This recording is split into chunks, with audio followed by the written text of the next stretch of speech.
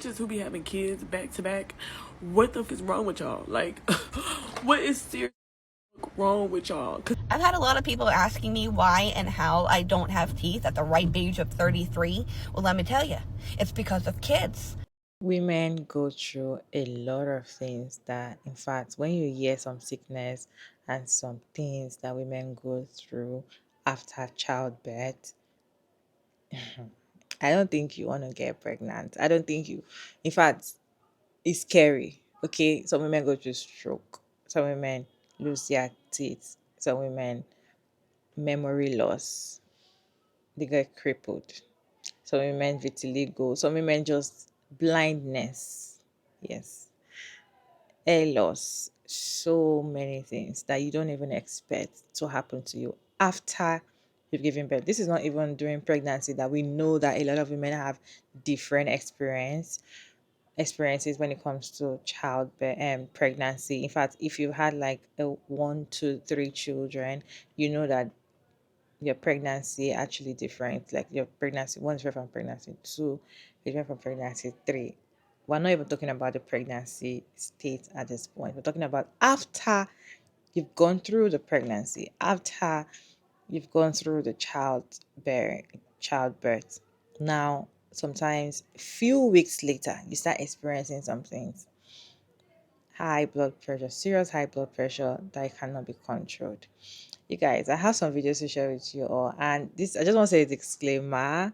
This is not to fear anybody or to put fear in anyone to say, oh, don't have children or don't start a family. This is just for educational purpose, because I feel like if you want to have kids, if you want to get pregnant, you need to know these things. You need to know that this thing can happen to you, because these people that these things happen to, they were also praying, or they were also like you. Like, there's nothing special, right? It can happen to anybody, so you need to be ready, or you need to know the dangers of these things before you go into some things that you want to go into. Anyway, let me show you all this video, then I'll come back and talk about it. I've had a lot of people asking me why and how I don't have teeth at the ripe age of 33. Well, let me tell you, it's because of kids. All right. I was pregnant with my daughters and they took all of the calcium out of my body. Not only did they take the teeth out of my head, but they did help me out a little bit by taking calcium deposits that I had all around my body, like in my fingers and in my toes and in my knees. I initially went to the dentist a few years ago. I went to Aspen Dental and they told me that it was going to be $28,000 to fix my teeth. I did not have insurance at the time,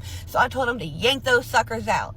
I did end up having a bad feeling about Aspen Dental after the fact, and I went to a different dentist, and they're like, yeah, no, you shouldn't have had them pulled. We could have done better. Are you fucking kidding me? I have been consistently losing weight over the past 3 years because I can't eat shit. I'm stuck on a retirement diet where I can't eat anything other than the shit that I can mush with my tongue. It's bullshit, and I am hungry and cranky. I have been without teeth for 10 days.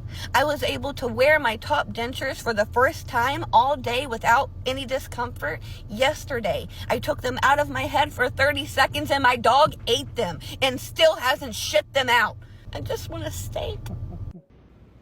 Story time about how I had a stroke 1 week after giving birth to my daughter. So I was experiencing really throbbing headaches and blurred vision. Mind you, if you can't see, something's going on. The bitch couldn't see. So I knew something was off. I'm fairly healthy. Mind you, I'm very healthy. Even before pregnancy. No health conditions, no health issues, nothing at all. So I decided to go to urgent care. My blood pressure was like 150 over 90. And I still can't see at this point. I still can't see. And I'm wondering what the hell is going on. So they transferred me to be admitted to a hospital, straight to labor and delivery. So I'm like, okay, something's not right. They want me to go to the hospital. My blood pressure is high. Like, what's going on? I get to labor and delivery. They're like, okay, maybe you got preeclampsia because your blood pressure is high. Mm-hmm. We're going to, just precaution, just do a CAT scan of your head and an MRI of your head. Just a precaution, because you're complaining of these headaches. I did the CAT scan and the MRI, waiting and waiting and waiting for the results. Then all of a sudden they call a code on me, and I'm like, mind you, I'm in the healthcare field, so I know all this stuff is going on. I'm like, why are they calling a code on me? And they like, oh yeah, they didn't tell you casually. Yeah, you have a brain bleed. Excuse me, I have a what? I'm just so like puzzled, not understanding how did this happen. How did I have a brain bleed? They like, yeah, you had a stroke.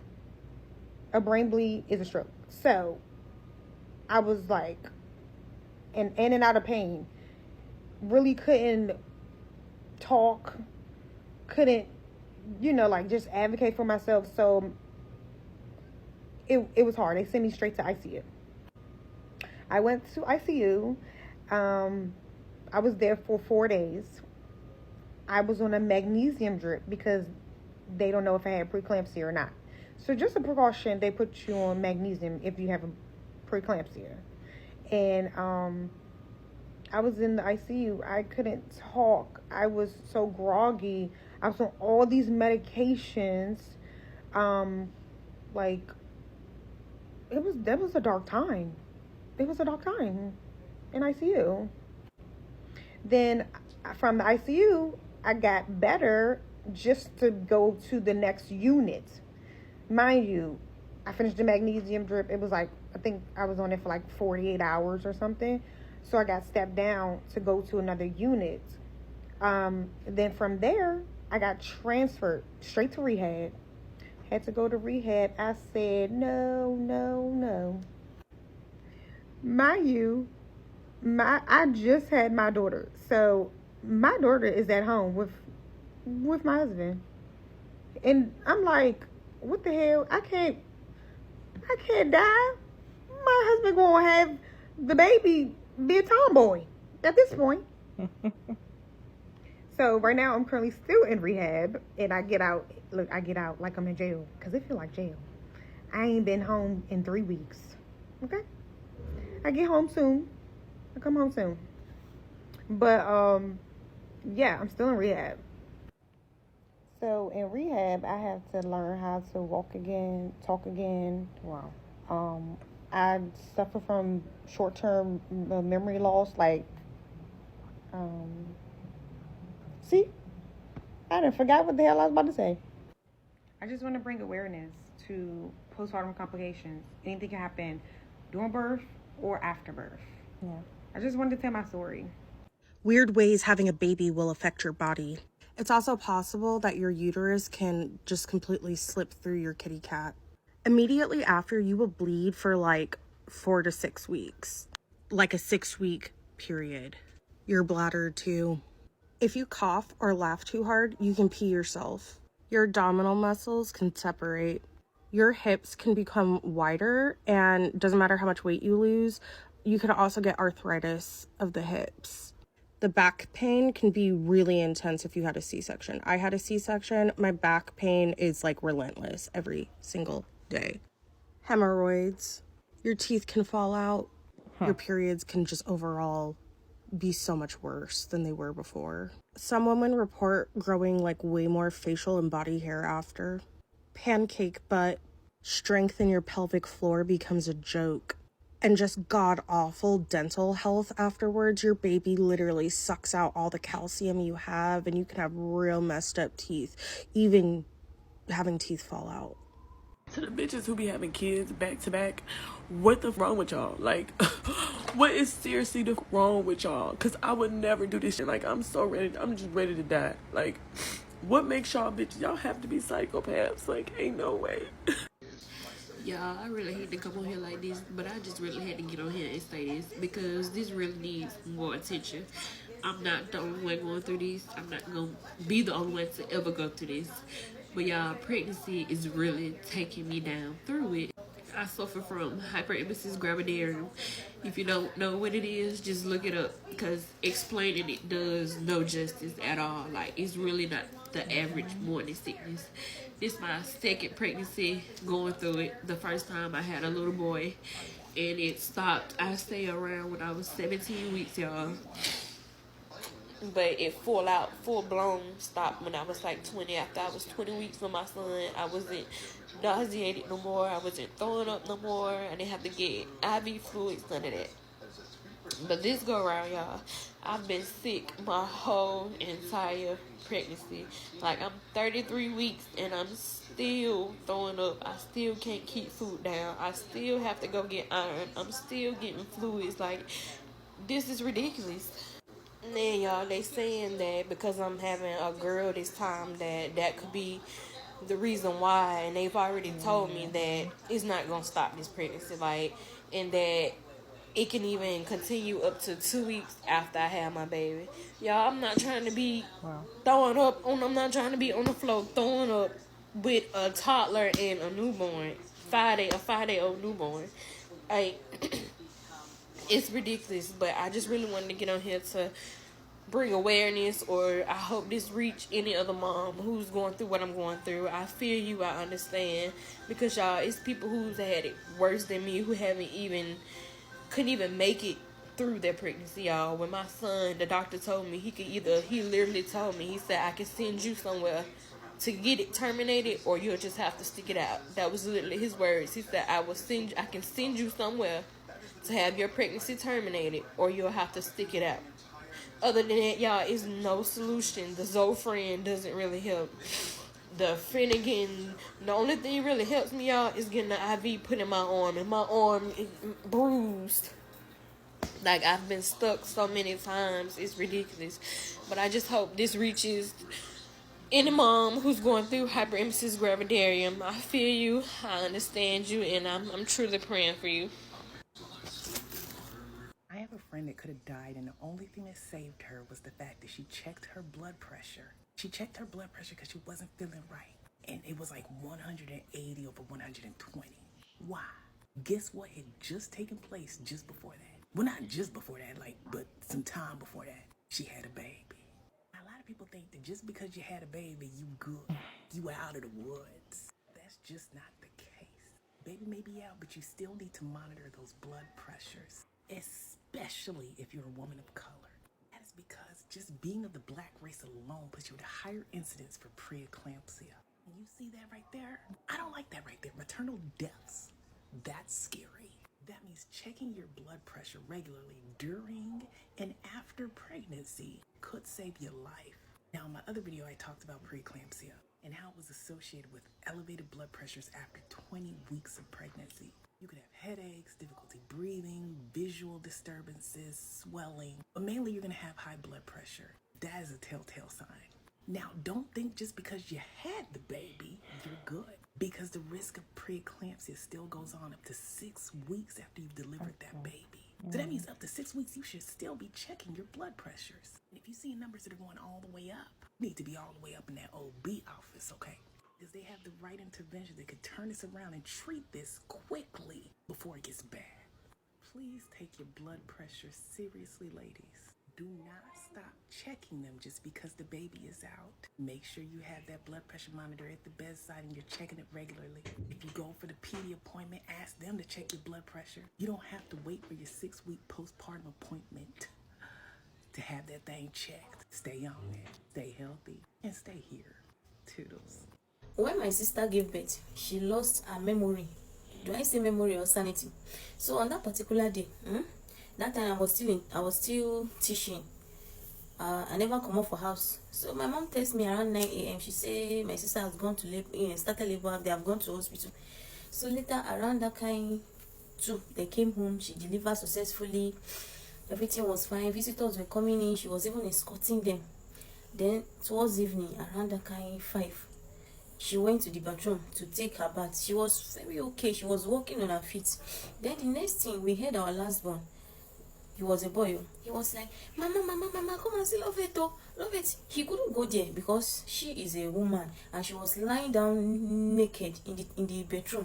All this local bedroom now. Everybody might jump. So we have to run to that place only for us to go and find my sister lying down like a log of wood without clothes in the bathroom. We just pack her inside. As we are saying, somebody is convulsing already. Oh. She's convulsing. Her tongue was outside. She was biting it. Waiting happen. Waiting happen.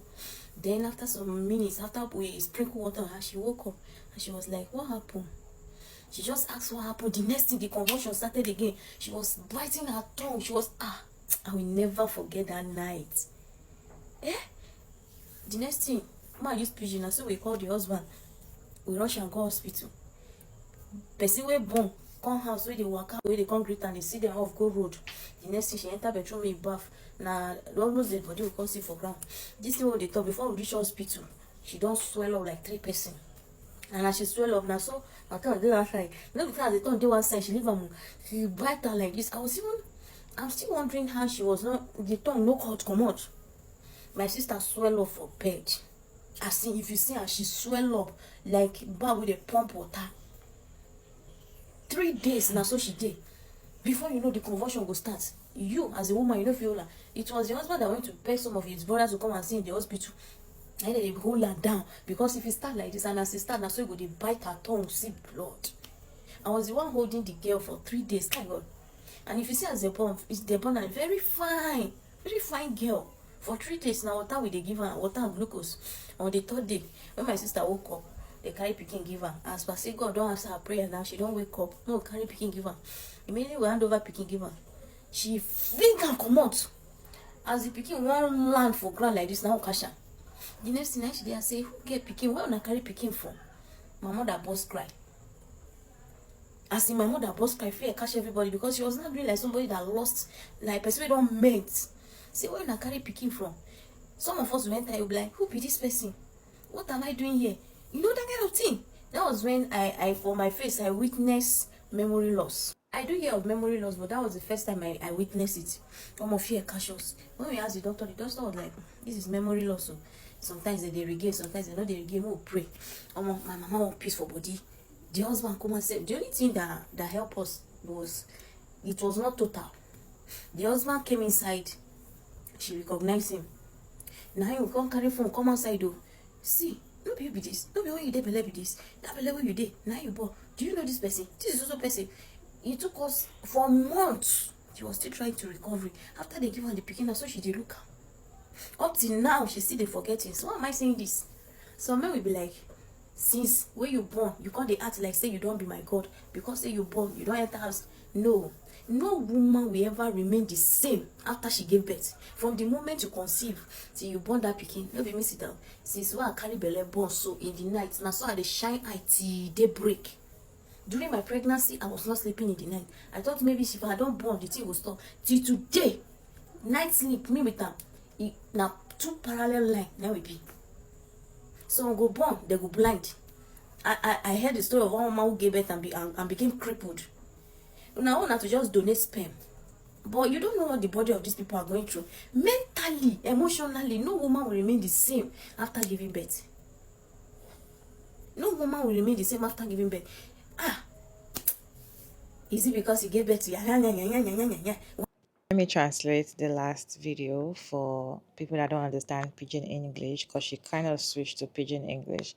So she said that her sister, after she put to bed, she fell down in the bathroom and they rushed her to the hospital and she started swelling, that she got swollen so much that it's more or less like she's like 3 people at the same time.